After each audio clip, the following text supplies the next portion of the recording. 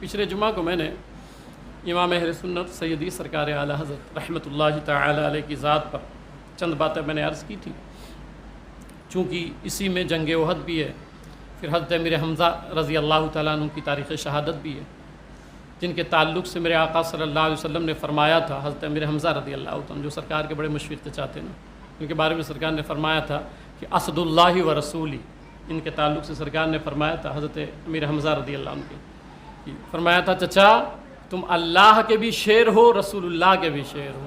ये लक़ब रसूल खुदा सल्लल्लाहु अलैहि वसल्लम ने हज़रत अमीर हमज़ा रज़ी अल्लाह ताला अन्हु को, और मैंने कई लोगों को बताया और समझाया भी कि कभी जब जाना हो उम्रे के लिए तो आपके मज़ार शरीफ पे आप ज़रूर हाज़िर हों, और जो भी जायज़ दुआ और इसका तजुर्बा यही महाडा में कई लोग हैं, मैंने उनको बताया है, आप उनसे पूछ लें, मैं नाम बता दूंगा, आप उनसे पूछ लेंगे कि अल्लाह का शुक्र है कि जिनको मैंने समझाया और वो गए और हज़रत अमीर हमज़ा रज़ी अल्लाह अन्हु के क़ब्र शरीफ पे रोए और दुआएं मांगी। वो एक ऐसी जगह है, हालांकि वो तो पूरा खित्ता ही खाने काबा में दुआएं कबूल होती हैं, मगर ये ख़ास है कि ये कि अमीर हमज़ा रज़ी अल्लाह उनके यहाँ भी ऐसी वो जगह है जहाँ पे दुआ रद्द नहीं होती है, तो उनकी भी तारीख़ शहादत है। तो दुआ करें कि अल्लाह ताला हम सबों को हज़रत अमीर हमज़ा रज़ी अल्लाह ताला अन्हु के सदक़े में हम सब की मग़फ़िरत फरमाए। अब चूँकि कल जुमेरात, गुज़िश्ता कल जो है वो जुमेरात का दिन था और 13 तारीख़ थी, अरबी 13 तारीख़, तो मैंने सोचा था इमाम अहले सुन्नत पर ही गुफ्तगू किया जाएगा और जंग वहद वगैरह शामिल किया जाएगा, मगर मैंने कल तारीख़ देखी तो कल की 13 तारीख़ थी, 13 शव्वाल मुकर्रम, और 13 शव्वाल मुकर्रम को हज़रत सैयदना इमाम बुखारी रहमतुल्लाहि ताला अलैह इनकी तारीख़ विलादत है। अच्छा, होता ये है कि इमाम बुखारी पे तज़किरा हमारे यहाँ नहीं हो, मस्जिदों में इमाम बुखारी जिनका पूरी उम्मत पर एहसान है, सहीह बुखारी लिखा है जिन्होंने, और वो सैयदुल मुहद्दिसीन इमामुल मुहद्दिसीन है इमाम बुखारी रहमतुल्लाहि ताला अलैह, मगर उन पर कहीं भी उनकी विलादत का तज़किरा नहीं होता है। तो हमने सोचा कि हम लोग जो है इमाम बुखारी रहमतुल्लाहि ताला अलैह के ताल्लुक़ से कुछ जानते हैं और उनके ताल्लुक़ से कुछ तज़किरा करते हैं, इमाम बुखारी की ज़ात क्या है। ठीक है, तो याद रखें कि इमाम बुखारी रहमतुल्लाहि ताला अलैह की तारीख़ विलादत 13 शव्वाल मुकर्रम और जुमा का दिन था हिजरी 194 में आप सरज़मीन बुखारा में पैदा हुए, सरज़मीन बुखारा में पैदा हुए। आपका नाम मोहम्मद और कुन्नियत अबू अब्दुल्लाह है इमाम बुखारी का रहमतुल्लाह अलैह। आपके जो वालिद हैं उनका नाम है इस्माइल, यानी जब आप बुखारी सुनते हैं तो उनके बारे में तो जानें कि वो इमाम बुखारी कौन है। अच्छा, मैं ये बात वाज़ेह कर दूं, और मैं चूँकि माइक में भी गुफ्तगू करता हूँ और ऑडियो रिकॉर्डिंग भी होती है, तो ये रिकॉर्डिंग चूँकि इसकी वजह से ऑडियो रिकॉर्डिंग इसलिए हम करवाते हैं कि कई उलमाए किराम जो है वो अब्दुल क़य्यूम भाई को हमारे फ़ोन किए बीच में बंद कर दिया था कि नहीं, हज़रत का बयान ऑडियो रिकॉर्डिंग आता है तो हम लोग सुनते हैं फिर उसको बयान करते हैं जुमा में, तो वो सिलसिला मत बंद कीजिए, रिकॉर्डिंग ज़रूर चालू रखिए। तो मैं ये समझा रहा हूँ कि ये रिकॉर्डिंग भी होती है। मैं आपको बता दूँ, और ये मैं लिख के देने के लिए पर्चे पे तैयार हूँ, कि इमाम बुखारी रहमतुल्लाहि ताला अलैह वो सुन्नी सहीउल अक़ीदा थे। इमाम बुखारी सुन्नी सहीउल अक़ीदा थे। और इस जुमले पे जो मैंने कहा है, आप मुझे दुनिया में जहाँ लेके चले और जिसके सामने बैठाएं मैं बात करने के लिए तैयार हूँ। इमाम बुखारी के वही अक़ीदे थे जो हमारे हैं, अहले सुन्नत वल जमात थे। ठीक है, इमाम बुखारी रहमतुल्लाहि ताला अलैह, उनके वालिद का नाम है इस्माइल रहमतुल्लाहि ताला अलैह, इनका नाम क्या है, मोहम्मद बिन इस्माइल। ठीक है, ये इमाम बुखारी का नाम है मोहम्मद, इस्माइल उनके वालिद साहब का नाम था। इमाम बुखारी के जो वालिद हैं वो बहुत बड़े अपने दौर के अजीम मुहद्दिस हैं, बहुत बड़े आलिम हैं और अजीम मुहद्दिस हैं। इमाम बुखारी रहमतुल्लाहि ताला अलैह के जो वालिद हैं वो शागिर्द किसके हैं, आपको हैरानी होगी। इमाम बुखारी के वालिद की बात कर रहा हूँ। इमाम बुखारी के वालिद जो है वो शागिर्द हैं हम्माद बिन ज़ैद के, अब्दुल्ला इब्न मुबारक के और इमाम मालिक के। कौन? इमाम बुखारी के जो वालिद हैं وہ شاگرد ہیں حضرت حماد بن زید کے، عبداللہ ابن مبارک کے، اور حماد ابن زید اور عبداللہ ابن مبارک یہ کون ہیں؟ یہ دونوں براہ راست امام اعظم ابو حنیفہ کے شاگرد ہیں۔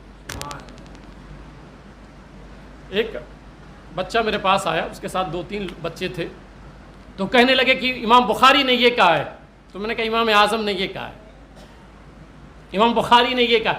آج کا دور جو ہے نا یہ دھونس زمانے کا ہے، کہ کوئی بھی آتا ہے، چونکہ آپ پڑھے لکھے نہیں ہو تو اس نے کہا یہ بخاری میں ہے اور ایسا بخاری میں لکھا ہوا ہے، ٹھیک ہے، اور آپ امام اعظم ابو حنیفہ کو فالو کرتے ہیں۔ بخاری شریف میں یہ یاد رکھیے، میں تھوڑا سا ایک جھلک سمجھاتا ہوں آپ کو، کہ امام بخاری رحمۃ اللہ تعالیٰ علیہ کے جو ابا ہیں، امام بخاری کے جو والد ہیں، وہ امام اعظم کے شاگرد کے شاگرد ہیں۔ امام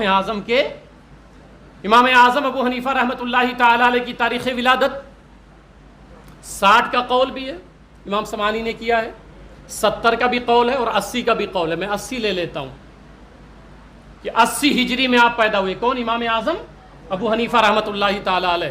اور آخری صحابی جو وفات فرمائے 110 ہجری میں، 100۔ امام بخاری کب پیدا ہوئے ہیں؟ 194۔ امام اعظم ابو حنیفہ کی وفات کب ہوئی ہے؟ 150، 150 ہجری میں۔ امام بخاری 44 سال کے بعد پیدا ہوئے، امام اعظم کے وفات کے۔ امام اعظم کے وفات کے کتنے سال بعد پیدا ہوئے؟ 44 سال کے بعد، 194 میں پیدا ہوئے، 150 میں امام اعظم ابو حنیفہ پردہ فرما گئے۔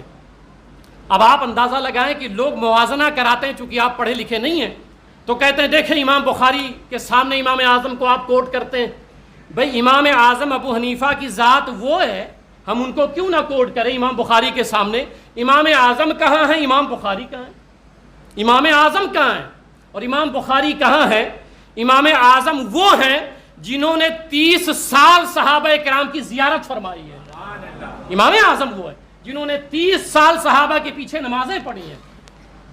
اور امام اعظم ابو حنیفہ کے پردہ کرنے کے بعد 44 سال کے بعد امام بخاری پیدا ہو رہے ہیں۔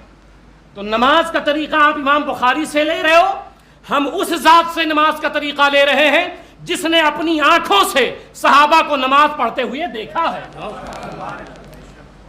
وہ امام اعظم ابو حنیفہ جس نے صحابہ کو اپنی آنکھوں سے نماز پڑھتے ہوئے دیکھا ہے۔ اور امام بخاری تو 200 سال کے قریب، 200 سال کے قریب پیدا ہوئے ہیں۔ اب آپ امام اعظم سے موازنہ کراتے ہیں، یعنی امام اعظم کے شاگرد ہیں امام بخاری کے ابا، بقیہ تو چھوڑ دیجیے آپ، کہاں امام اعظم اور کہاں امام بخاری؟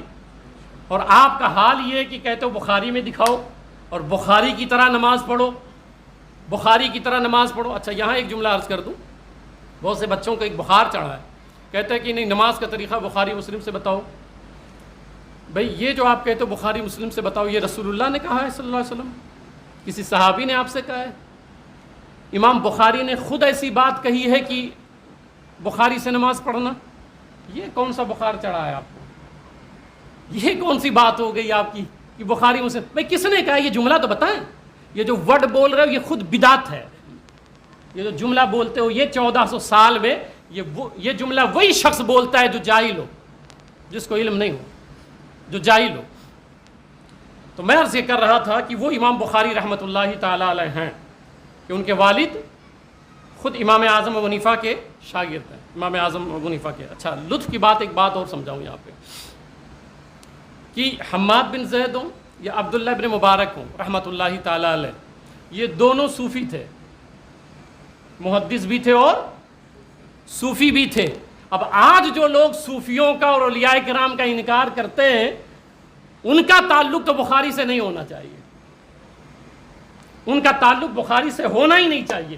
عبداللہ ابن مبارک خود صوفی ہیں، حماد ابن زید خود صوفی ہیں، اولیاء کرام میں سے ان کا شمار ہوتا ہے، جو کہتے ہیں بابت شے کوئی نہیں، تو بھئی ان کا تعلق تو امام بخاری سے بالکل بھی نہیں ہونا چاہیے۔ اور پھر آگے میں عرض کروں کہ آپ کے والد اسماعیل رحمۃ اللہ علیہ، امام بخاری کے جو ابا ہیں اسماعیل رحمۃ اللہ تعالیٰ علیہ، آپ کے وصال کے وقت فرمایا، اپنے وصال کے وقت فرمایا کہ میرے پاس اس قدر مال ہے کہ اس میں شبہ والا ایک بھی درہم میرے علم میں نہیں ہے. مال تجارت کرتے تھے آپ کے والد. فرماتے ہیں بہت زیادہ میرے پاس مال ہے مگر شبہ یعنی شک ہو جائے کہ یہ حرام ہے یا حلال ہے. تو فرماتے ہیں پورے مال میں میرے ایک درہم بھی ایسا نہیں ہے جس پر شک کیا جا سکے. یعنی پورا رزق حلال ہے یہ یقین تھا. اب ظاہر سی بات ہے جب باپ ایسا ہوگا حلال رزق یعنی شبہ والا مال بھی نہیں کھائے گا تو جو بچہ پیدا ہوگا ظاہر سی بات ہے امام بخاری بنے گا. امام بخاری رحمۃ اللہ تعالیٰ علیہ کے والد جو ہے ان کا امام بخاری جب چھوٹے تھے تو ان کا انتقال ہو گیا. امام بخاری چھوٹے ہی تھے, ان کا انتقال ہو گیا. اب آپ کی والدہ طیبہ طاہرہ جو ہے بڑی نیک تھیں, صالحہ تھیں, ولیہ تھیں, صالحہ تھیں, ولیہ تھیں. تو ان کا انتقال ہو گیا. بچپن میں امام بخاری کی بینائی چلی گئی. ابن حجر اسقلانی وغیرہ نے تمام شارحین نے لکھا ہے اس کو. آپ کی بینائی امام بخاری کی چلی گئی. اب امام بخاری رحمۃ اللہ تعالیٰ علیہ ظاہر سی بات ہے یتیم ہو گئے, باپ کا سایہ سر سے اٹھ گیا ہے. صرف ماں ہے, 2 ہی بھائی تھے آپ. اب بچپن میں بینائی چلی گئی ہے. آپ کی والدہ بہت روتی تھی, دعائیں مانگتی تھی, مالک و مولا میرے بیٹے کو بینائی عطا فرما دے. مولا کریم یہ میرا بیٹا ہے محمد, اس کو بینائی عطا فرما دے. مولا کریم یہ یتیم ہے, باپ کا سایہ چلا گیا, مولا اسے بینائی عطا فرما دے. روتی رہیں. ایک رات میں جب آپ سوئیں تو حضرت ابراہیم علیہ السلام خواب میں تشریف لے آئے, اور حضرت ابراہیم علیہ السلام آئے اور بشارت سنائی کہ مبارک ہو, اللہ نے تمہارے رونے کو پسند فرما لیا ہے, تمہاری دعائیں پسند فرما لی ہیں. مبارکباد ہے تمہارے لیے کہ تمہارے بیٹے محمد کو اللہ نے بینائی عطا فرما دی ہے. فرماتی ہیں میں بیدار ہوئی اور بیدار ہو کے گھر میں گئی تو میں نے بیٹے کو جگایا کہ محمد اٹھ جاؤ.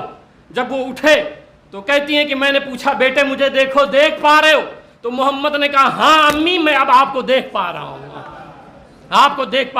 امام بخاری کی بینائی اتنی تیز ہو گئی تھی کہ جو سورج کی روشنی میں ہم لوگ جو کام کرتے ہیں اجالے میں, امام بخاری کی بینائی اتنی تیز تھی کہ آپ رات کی چاندنی میں بھی لکھ لیتے تھے اور پڑھ لیتے تھے, اتنی بینائی تیز ہوئی تھے. اب یہاں ایک نقطہ اور سناؤں. میں نے کہا امام بخاری کون تھے؟ سنی تھے.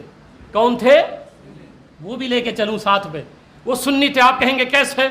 لوگ خواب کا مذاق اڑاتے ہیں, آج کے دور میں خواب کا مذاق اڑاتے ہیں کہ یہ خواب باباؤں کے قصے اور یہ کہانی اور یہ اس طرح. ایسے جاہل لوگ ہیں. یوٹیوب پہ آپ یہ نہ دیکھا کریں کہ وہ ٹوپی کتنی اونچی لگایا ہوا ہے, وہ جاہل ہے. وہ صحائف ستہ بھی پڑھ لے نا تو تاجدار کائنات صلی اللہ علیہ وسلم ہر نماز کے بعد صحابہ سے مخاطب ہو کے پوچھتے تھے کہ بتاؤ تم میں سے کسی نے اگر خواب دیکھا ہے تو میں تعبیر بیان کروں. تمام صحابہ سے بلا ناغہ سرکار بیان فرمایا کرتے تھے. اب ہمارے یہاں کہتے ہیں نہیں خواب کوئی چیز نہیں ہے. اگر خواب کوئی چیز نہیں اور آج مذاق اڑایا جاتا ہے, یہ خواب بیان کرتے ہیں بابوں کے خواب, ان کے خواب, ان کے خواب. اگر خواب کوئی چیز نہیں ہے, جبکہ خواب نبوت کا 46واں حصہ ہے. آنکھ والا تیرے جوبن کا تماشا دیکھے, 46واں حصہ ہے. خواب ایسا ہے کہ بھائی سورہ یوسف پڑھیں قرآن پاک میں, حضرت یوسف علیہ السلام کا خواب دیکھیں. انہوں نے جو دونوں نے خواب دیکھا تھا انہوں نے وہ بیان کیا. تو میں سمجھانا یہ چاہتا ہوں یہ جاہل قسم کے لوگ ہیں جن کو پتہ ہی نہیں ہے دین کیا ہے, شریعت کیا ہے. تو اگر جو لوگ خواب نہیں مانتے, اور میں نے خود سنا ہے یوٹیوب پہ ایسے مولویوں کو جو کہتے ہیں خواب کوئی چیز نہیں ہے. اگر آپ کے نزدیک خواب کوئی چیز نہیں ہے تو بخاری شریف سے آپ کا رشتہ بھی کوئی نہیں ہے, کیونکہ پوری بخاری جو دین ہے وہ خواب کی دین ہے. خواب میں حضرت ابراہیم علیہ السلام آئے اور انہوں نے بشارت دی اور وہ آپ کی بینائی امام بخاری کی واپس آئی.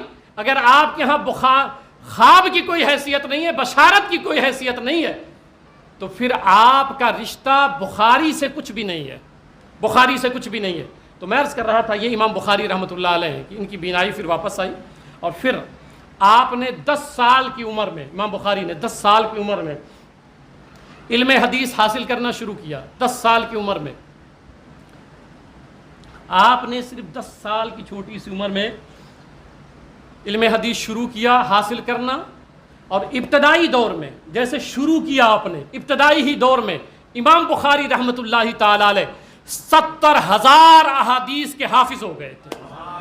اندازہ لگائیں, 70,000 احادیث کے امام بخاری شروع میں ہی, ابتدائی میں 70,000 احادیث آپ کو زبانی یاد ہو گئے. اور آپ کو ایسا لگتا ہوگا کہ امام بخاری جو وہ صرف حدیث اور متن یاد کیے ہوں گے، نہیں بھائی، امام بخاری رحمۃ اللہ علیہ سند کے ساتھ، وہ جو 5 نام بیچ میں آتے ہیں نا، انہوں نے ان سے سنا، انہوں نے ان سے سنا، انہوں نے ان سے سنا، انہوں نے ان سے سنا، اس سند کے ساتھ 70,000 حدیث کے حافظ ہو گئے تھے امام بخاری رحمۃ اللہ تعالی علیہ، ٹھیک ہے۔ اور پھر وہ دور آیا کہ امام بخاری رحمۃ اللہ تعالی علیہ نے 1-2 لاکھ نہیں، 70-80 ہزار نہیں، بلکہ امام بخاری رحمۃ اللہ تعالی علیہ فرماتے ہیں کہ مجھے متن کے ساتھ، یاد رکھیے گا، سند کے ساتھ، یہ ہوتا ہے کہ آپ صرف لفظ یاد کر لیں قال رسول اللہ کے آگے جو متن ہے اس کو یاد کر لیں، اور ایک یہ ہوتا ہے کہ رویا ان فلاں ان فلاں ان فلاں ان فلاں ان فلاں، انہوں نے فلاں سے روایت کی، انہوں نے فلاں سے روایت کی، انہوں نے فلاں سے سنا، ٹھیک ہے۔ یہ جو نام ہوتے ہیں 5-7، اس کے ساتھ امام بخاری یاد کرتے تھے، سند کے ساتھ۔ جانتے کتنی حدیثیں امام بخاری کو یاد تھیں؟ امام بخاری فرماتے ہیں کہ مجھے 3 لاکھ حدیثیں حفظ ہیں، 3 لاکھ حدیثیں حفظ ہیں۔ اچھا، یہاں پر تھوڑا سا رک کر کے میں سمجھاؤں گا ایک بات اور، کہ 3 لاکھ میں امام بخاری فرماتے ہیں کہ 1 لاکھ احادیث صحیحہ مجھے یاد ہیں، 1 لاکھ احادیث صحیح۔ ہم لوگ جب یہ لفظ بولتے ہیں، آپ لوگ جب بیٹھتے ہیں، نوجوان مجھے پتہ ہے کہ یوٹیوب پہ سنتے ہیں تو وہ بھی رٹے ہوئے ہیں یہ حدیث صحیح ہے، تو وہ بھی آج تک اسی خمار میں ہیں کہ صحیح سے مراد وہ ہے جو ہم لوگ اپنی زبان میں بولتے ہیں صحیح غلط، وہ سمجھتے ہیں کہ جو غلط کے سامنے صحیح بولا جاتا ہے اس سے مراد وہ صحیح ہے، وہ غلط کے سامنے جو صحیح ہے وہ والا نہیں ہے۔ یہ علم حدیث کی ایک اصطلاح ہے، علم حدیث کی ایک اصطلاح ہے۔ وہ غلط کے سامنے جو ہم لوگ اردو میں بولتے ہیں غلط کے سامنے صحیح اور صحیح کے سامنے غلط، وہ والی صحیح نہیں ہے۔ ورنہ اسی حدیث کے اقسام میں حسن ہے، تو جب پڑھیں گے تو اس میں لکھا ہوگا ھذا حدیث حسن صحیح، یہ حدیث حسن ہے، صحیح ہے، یعنی حسن بھی صحیح ہے، تو وہ والی نہیں ہے کہ وہ صحیح ہے بقیہ سب غلط ہے۔ اس کی وجہ سے آپ کو مغالطہ ہو رہا ہے۔ اچھا، بہت سے لوگ یہاں پر، چونکہ میں ایک امام ہوں تو میرے پاس ہر طرح کے لوگ آتے ہیں، تو مجھے یہ سمجھ ہے کہ بہت سے لوگ کہتے ہیں کہ بخاری ہی صرف صحیح ہے، بخاری ہی کی حدیث صرف صحیح ہے۔ یہ جملہ غلط ہے، یہ جملہ غلط ہے۔ بخاری کی ہی حدیث صحیح ہے، حدیث ساری صحیح ہے۔ پھر جملہ بول رہا ہوں، حدیث ساری، صرف بخاری نہ بولا کریں، حدیث ساری۔ تو اصح الکتب بعد کتاب اللہ، یعنی اللہ کے قرآن کے بعد سب سے صحیح تر کتاب کون سی ہے؟ بخاری۔ تو وہ کس معنی کر کے صحیح تر ہے؟ تو سند کے اعتبار سے۔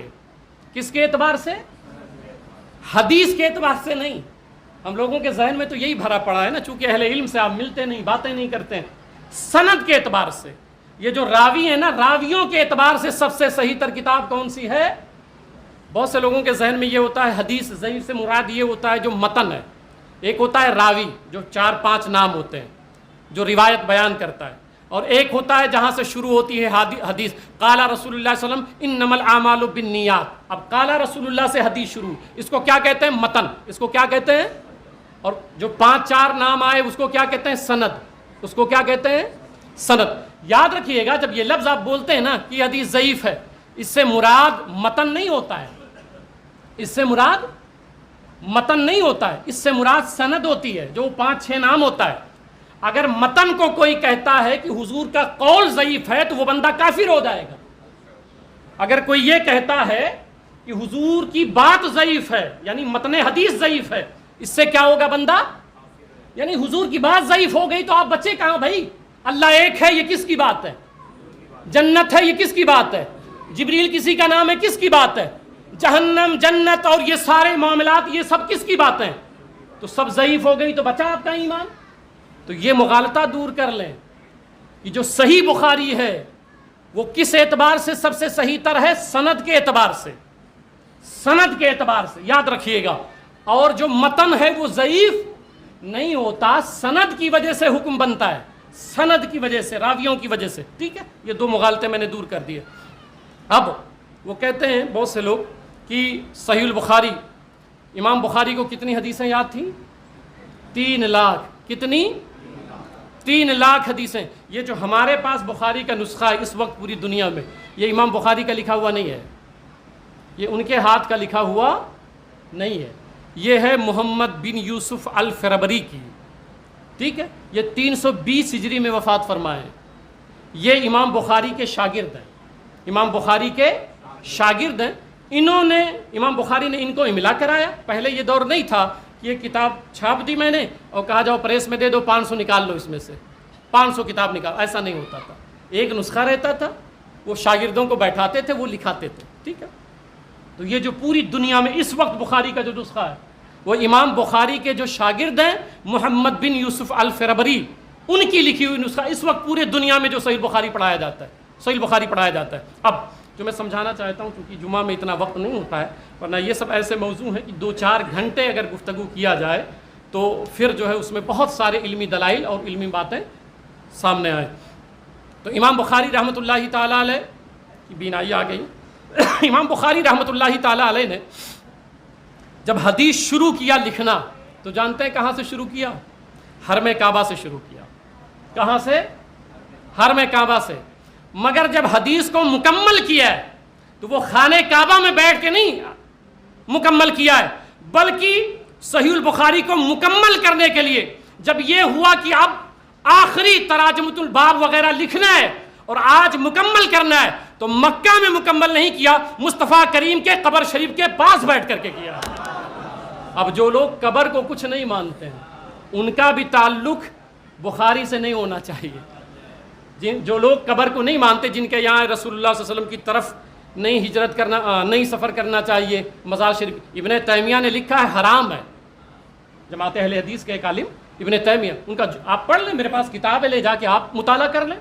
انہوں نے لکھا ہے حضور صلی اللہ علیہ وسلم کے مزار کی زیارت کی نیت سے سفر کرنا حرام ہے۔ آپ بتائیں کہ ایک مسلمان یہ مان سکتا ہے؟ اب ان کی اپنی جرات ہے، ان کی اپنی جرات ہے۔ مگر امام بخاری کا حال یہ، وہ کہتے ہیں عند قبر نبی صلی اللہ علیہ وسلم، تاجدار کائنات صلی اللہ علیہ وسلم کے قبر کے پاس بیٹھ کر کے میں نے بخاری مکمل کیا ہے۔ اب امام بخاری کا عقیدہ ہم سے ملتا جلتا ہے کہ نہیں ملتا ہے؟ تو میں نے پہلے سمجھایا کہ امام بخاری سنی تھے، امام بخاری سنی تھے، وہ قبر شریف پہ تھے۔ اور دوسری بات، امام بخاری رحمۃ اللہ تعالیٰ علیہ پوری زندگی، آج آپ کسی سے بولیں کہ یہ فلاں بزرگ کا تبرک ہے، یار یہ ان کا یہ تبرک ہے، یہ منہ مبارک شریف ہے، تو کہتے ہیں یہ سب کیا ہے، یہ شخصیت پرستی ہے، بدعت ہے، شرک ہے، چھوڑو یہ سب۔ آج سمجھایا جاتا ہے۔ امام بخاری رحمۃ اللہ تعالیٰ علیہ پوری زندگی اپنے کپڑے میں حضور کا منہ مبارک شریف سلے ہوئے تھے۔ امام بخاری حضور صلی اللہ علیہ وسلم کے منہ مبارک شریف کو اپنے کپڑے میں پوری زندگی سلے رہے۔ اب اس کی برکتیں وہ سمجھتے تھے۔ آج اس دور میں ابھی امام بخاری والا عقیدہ کس کا ہے؟ اہل سنت والجماعت کا ہے، اہل سنت والجماعت کا۔ امام بخاری پوری زندگی، اچھا اس پر میں تھوڑا سا ایک روایت عرض کر دیتا ہوں، صرف ایک روایت، کہ آج یہ اگر کہا جائے یہ مبارک شریف کا پانی ہے، تو میں نے خود یوٹیوب پہ سنا ہے، مولانا ہے، اونچی ٹوپی ہے اور رومال ڈال کر کے اور بیان کہ یہ سب شرک ہے، یہ سب یہ کرتے ہیں، کچھ نہیں ہوتا ہے، شفا صرف اللہ تعالیٰ دیتا ہے۔ یاد رکھیں، بے شک شفا کون دیتا ہے؟ صرف اللہ تعالیٰ، بے شک۔ یہ عقیدہ ہے اہل سنت کا بھی، شفا کون دیتا ہے؟ صرف اللہ تعالیٰ، اس کے دست قدرت میں۔ مگر اللہ تعالیٰ نے اپنے محبوب اور نیک بندوں کو بھی وہ طاقت عطا کی ہے۔ ان کی ذاتی ہم نہیں مانتے، اللہ کی عطا مانتے ہیں۔ آئے میں حدیث سناتا ہوں۔ حضرت عثمان بن عبداللہ سرکار کی بات تو بہت بڑی ہو گئی، بہت بڑی ہو گئی۔ حضرت عثمان بن عبداللہ کہتے ہیں کہ حضرت ام سلمہ رضی اللہ تعالیٰ عنہ کے پاس حضور صلی اللہ علیہ وسلم کے منہ مبارک شریف تھے، وہ بوتل میں رکھی ہوئی تھی۔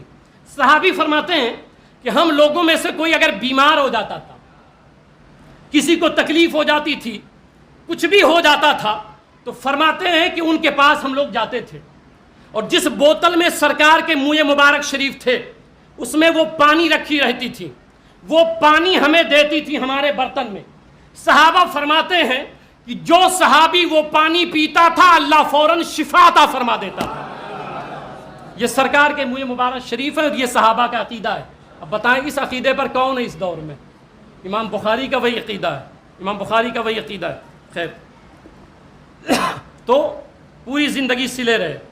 پھر امام بخاری رحمۃ اللہ تعالی علیہ ایسی ذات ہے کہ ایک شخص نے سرکار کو خواب میں دیکھا، تو سرکار صلی اللہ علیہ وسلم نے فرمایا کہاں جا رہے ہو؟ تو کہنے لگے آقا میں جا رہا ہوں بخارا. تو کہا کیا کرنے؟ تو کہا کہ جا رہا ہوں امام بخاری یعنی محمد بن اسماعیل سے ملاقات کرنے. تاجدار کائنات صلی اللہ علیہ وسلم نے فرمایا سنو، جب محمد بن اسماعیل یعنی امام بخاری سے ملنے جا رہے ہو تو سنو، جب وہاں جانا تو میرا اس سے سلام عرض کر دینا، سلام کہہ دینا، میرا کہہ دینا تیرے نبی نے سلام بھیجا ہے. تو آج بھی اب امام بخاری کو سلام کہا گیا، امام بخاری نے جواب دیا. اب امام بخاری کا وہی عقیدہ ہے جو امام اہل سنت نے ہمیں بتایا ہے، تو زندہ ہے واللہ، تو زندہ ہے واللہ، میری چشم عالم سے چھپ جانے والے. امام بخاری سلام کا جواب دے رہے ہیں. اب یہ عقیدہ اس دور میں کون ہے؟ اور اگر کسی کا حضور کی حیات کا نہ ہو تو وہ کیا کرے؟ امام بخاری سے اور بخاری سے اپنا رشتہ کاٹ لے، کیونکہ وہ ہمارے عقیدے کے ہیں، ٹھیک ہے، ہمارے مسلک کے ہیں. ٹھیک ہے، اب ایک دو باتیں اور سنیں کیونکہ وقت رہتا نہیں ہے اتنا، کہ جب آپ ایک حدیث لکھتے تھے، ایک حدیث پاک لکھتے تھے، تو جانتے ہیں بخاری لکھنے میں کتنا سال لگایا آپ نے؟ جو آپ کے پاس نسخہ تھا اس کو لکھنے میں کتنا سال؟ 16 سال. کتنے سال؟ صحیح بخاری لکھنے میں کتنے سال لگے؟ 16 سال. اہتمام کیسا تھا وہ سنیں. اہتمام یہ تھا کہ صحیح بخاری لکھنے سے پہلے ہر حدیث سے پہلے غسل کرتے، 2 رکعت نماز پڑھتے اور پھر خوشبو لگاتے. ایک حدیث لکھنے سے پہلے، ایک حدیث لکھنے سے پہلے کیا کرتے؟ غسل کرتے، خوشبو لگاتے، 2 رکعت نماز پڑھتے، پھر ایک حدیث لکھتے، پھر غسل کرتے دوسری حدیث لکھنے سے پہلے، پھر 2 رکعت پڑھتے، پھر خوشبو لگاتے اور پھر کیا کرتے؟ ایک حدیث لکھتے ہر حدیث پہ. اب یہاں سمجھانا چاہتا ہوں کہ کیا رسول اللہ صلی اللہ علیہ وسلم نے ایسا کبھی کیا؟ سرکار پہ وحی آتی تھی، قرآن اترتا تھا، تو قرآن سننے سے پہلے کبھی رسول اللہ صلی اللہ علیہ وسلم نے 2 رکعت پڑھی، خوشبو لگائی اور ایسا کیا؟ آپ بولیں نہیں. پھر سرکار نے حدیث بیان کی، تمام صحابہ موجود تھے، تو صحابہ کرام لکھتے تھے. امام بخاری سے پہلے تقریباً 200 کتابیں حدیث کی لکھی جا چکی تھیں. کتنی کتابیں؟ 200 کتابیں. ٹھیک ہے، تقریباً 200 کتابیں. اور ان 200 کتابوں میں 150 کتابوں کے مصنف اور اس کو لکھنے والے امام اعظم ابو حنیفہ کے شاگرد ہیں، امام اعظم کے شاگرد ہیں. میں کر رہا تھا کہ کیا صحابہ نے یہ اہتمام کیا حضور کی حدیث لکھنے سے پہلے؟ آپ بولیں کیا؟ کبھی سنا آپ نے؟ اب جو یہ کہا جاتا ہے آپ میلاد مناتے ہو، جلوس نکالتے ہو، یہ بدعت ہے. بھئی کیوں بدعت ہے؟ تم حضرت ابوبکر سے بڑے عاشق رسول ہو، حضرت عمر رضی اللہ عنہ سے بڑے عاشق رسول، انہوں نے نہیں کیا تو آپ کیوں کر رہے ہیں؟ ان سے بڑا عشق ہے تمہارا حضور سے. بھئی یہی سوال میں کر رہا ہوں آج کہ امام بخاری کا عشق حدیث رسول سے، حضور کی حدیث سے جو عشق ہے اور محبت ہے وہ ابو بکر سے زیادہ ہے؟ آپ بولیں گے؟ حضرت عمر سے زیادہ ہے؟ حضرت عثمان سے زیادہ؟ کوئی یہ کہے گا کہ یار وہ حدیث لکھتے تھے تو نہیں ایسا کرتے تھے، امام بخاری لکھتے تھے تو ایک حدیث لکھنے سے پہلے غسل کرنا اور نماز پڑھنا اور خوشبو لگانا، تو کیا امام بخاری جو ہے وہ حضرت ابوبکر صدیق سے زیادہ حضور کی حدیث مانتے تھے؟ ایسا کوئی اعتراض کرے گا؟ اچھا یہ کیا ہے؟ یہ کیا ہے؟ نئی چیز کیا ہے؟ کیا ہے؟ بدعت. کیا ہے؟ بدعت. اب جو قسم اقسام نہیں بناتے نا، کہ اچھی بدعت کی قسم نہیں لیتے ہیں، ایک ہی بدعت پکڑے ہوئے ہیں، ہر بدعت گمراہی ہے، تو امام بخاری کو کیا کہو گے آپ؟ انہوں نے 16 سال کیا ہے. کیا یہ حدیث رسول میں کہیں لکھا تھا کہ حدیث لکھنے سے پہلے نماز پڑھو، خوشبو لگاؤ، غسل کرو؟ یہ کہیں لکھا ہوا تھا حدیث میں؟ کہیں نہیں لکھا ہوا تھا. امام بخاری نے خود محبت میں یہ اہتمام کیا ہے. تو جو لوگ بدعت کی رٹ لگاتے ہیں کہ جو بدعتی ہوگا ہم اس کی روایت نہیں لیں گے اور وہ ایسا اور وہ ایسا، اور اپنے اعتبار سے بدعت کی تعریف کیے ہوئے ہیں، ان کو چاہیے کہ امام بخاری کی جو لکھی ہوئی صحیح البخاری ہے اس سے بھی کنارہ کر لیں، کیونکہ آپ کے حساب سے ہر نئی چیز بدعت ہے. تو امام بخاری نے 16 سال کیا ہے، امام بخاری نے 16 سال کیا ہے. ایک صاحب تو مجھ سے کہنے لگے کہ امام صاحب سرکار 1 سال پیدا ہوئے تھے تو ہر سال جلوس، ہر سال میلاد، پیدا تو ایک بار ہوئے تھے. ہم نے کہا بیٹے ہاں پیدا ایک بار ہوئے تھے، لیلۃ القدر ایک بار آئی تھی اور اس میں قرآن ایک بار نازل ہوا تھا. لیلۃ القدر میں قرآن ایک بار نازل ہوا تھا. اہتمام ہر سال کرتے ہیں، ایسے محمد عربی ایک بار آئے تھے، اہتمام ہر سال کرتے ہیں، ہر سال کرتے ہیں. قرآن ایک مرتبہ اترا تھا، آج نہیں اتر رہا ہے شب قدر میں، مگر اہتمام کرتے ہیں. ایسے نبی ایک بار آئے تھے اور اہتمام کرتا ہوں. تو یہ امام بخاری رحمۃ اللہ تعالیٰ علیہ کا عمل تھا. اور آپ ماہ رمضان میں روزانہ امام بخاری رحمۃ اللہ تعالیٰ علیہ روزانہ بلا ناغہ ایک قرآن پاک ختم فرماتے تھے امام بخاری رحمۃ اللہ علیہ. ایک دن میں امام بخاری ایک قرآن ختم کرتے تھے اور تراویح میں بھی ایک قرآن ختم فرمایا کرتے تھے, اور تراویح میں پورا ایک قرآن ختم کریں. بس آخری بات سنیں, یہ امام بخاری رحمۃ اللہ تعالیٰ علیہ کی مختصر حیات. پھر آپ کی وفات ہوئی اور ازبکستان جو اس وقت ہے, جس کو سمرقند پرانا کہا جاتا تھا, تو وہیں پہ آپ کے وصال ہوا. 62 سال کی عمر تھی آپ کی. کتنے سال کی؟ تقریباً 62 سال کی عمر تھی. اور 1 شوال المکرم 256 میں آپ کی وفات ہوئی ہجری میں, اور آپ جو ہے وہیں آپ کی تدفین ہوئی. اب آخری جملہ, جب آپ کی تدفین ہو گئی, امام زاہبی جو بہت بڑے محدث ہیں, میں کسی عام عالم کی بات نہیں کر رہا ہوں, جن کو سب مانتے ہیں, امام زاہبی لکھتے ہیں, کہتے ہیں کہ سمرقند میں 1 سال قحط سالی ہو گئی اور بارش نہیں ہو رہی تھی. لوگ دعائیں مانگ رہے تھے مگر بارش نہیں ہو رہی تھی. تو ایک شخص تھا جس کا نام صلاح تھا, وہ آیا اور اس نے کہا کہ جو سمرقند کے ہیڈ تھے ان سے آ کر کے اس نے کہا کہ بارش نہیں ہو رہی, نماز استسقاء ادا کیا جا رہا ہے, تو قاضی صاحب ایسا کریں کہ میں کچھ کہنا چاہتا ہوں. صلاح نے, امام زاہبی محدث ہیں, انہوں نے اس کو نقل کیا. تو قاضی نے کہا بیان کرو کیا مسئلہ ہے. تو اس نے کہا میری رائے ہے کہ آپ کو اور آپ کے ساتھ تمام لوگوں کو محمد بن اسماعیل بخاری کی قبر پر حاضری دینی چاہیے, ان کی قبر پہ چلنا چاہیے, ہمیں قبر کے پاس جا کر بارش طلب کرنی چاہیے. عین ممکن ہے کہ اللہ تعالی ہمیں بارش سے سیراب کرے. قاضی صاحب کو, سمرقند کے جو قاضی تھے, ان کو یہ صلاح پسند آئی اور انہوں نے کہا کہ بہت اچھی رائے ہے, چلو ہم سب چلتے ہیں. اور جب قاضی صاحب نکلے تو کئی سو لوگ ان کے ساتھ نکلے اور قبر کے پاس جا کے امام بخاری کے, میں نے کہا کہ امام بخاری کیا تھے اور ان کے ماننے والے سارے کیا تھے, سنی تھے. قبر کے پاس جا کے رونے لگے اور اللہ کے حضور صاحب قبر کی سفارش کرنے لگے کہ مولا کریم امام بخاری کے صدقے میں بارش عطا فرما دے, امام بخاری کے صدقے میں. ابھی یہ جملہ کہہ رہے تھے امام بخاری کی قبر پہ کھڑے ہو کر کے. اچھا یہاں ایک جملہ عرض کر دوں تمام نوجوانوں کے لیے, بہت سے نئے بچے اب شروع ہوئے ہیں, وہ کہہ رہے ہیں مزار پہ نہیں جانا چاہیے. میں آپ سب کو کہتا ہوں کہ ایک صحیح سند کے ساتھ روایت, پوری دنیا کے جتنے لوگ ہیں, میں بیٹھا رہتا ہوں, ایک صحیح سند کے ساتھ روایت پیش کر دیں کہ رسول اللہ صلی اللہ علیہ وسلم نے قبر شریف پر جانے سے منع فرمایا ہے, قبر شریف کی زیارت سے منع کیا ہے. سب کو چیلنج کرتا ہوں, کوئی ایک روایت لا کے پیش کر دے. آپ جاہل ہو, آپ کو سمجھ نہیں ہے, آپ کو بہکا دیا گیا ہے. اس پر کبھی آ کے میرے سامنے بھی آپ بات کریں, پھر میں آپ کو سمجھاؤں گا. تو ابھی یہ دعا مانگ رہے تھے امام بخاری کے قبر پہ کھڑے ہو کر کے, فرماتے ہیں کہ ابھی دعا ختم نہیں ہوئی تھی کہ اس طرح بارش ہونے لگی, اتنی موسلا دھار بارش ہونے لگی کہ 7 دن تک امام بخاری کے قبر پہ ہی ہم لوگ پڑے رہے, اتنی بارش ہوئی ہے. تو قبر شریف پہ اس دور میں لوگ جاتے تھے اور صاحب قبر کے وسیلے سے دعائیں مانگا کرتے تھے. آج آپ کیوں بہک رہے ہو؟ اللہ تعالیٰ ہمیں سمجھ عطا فرمائے.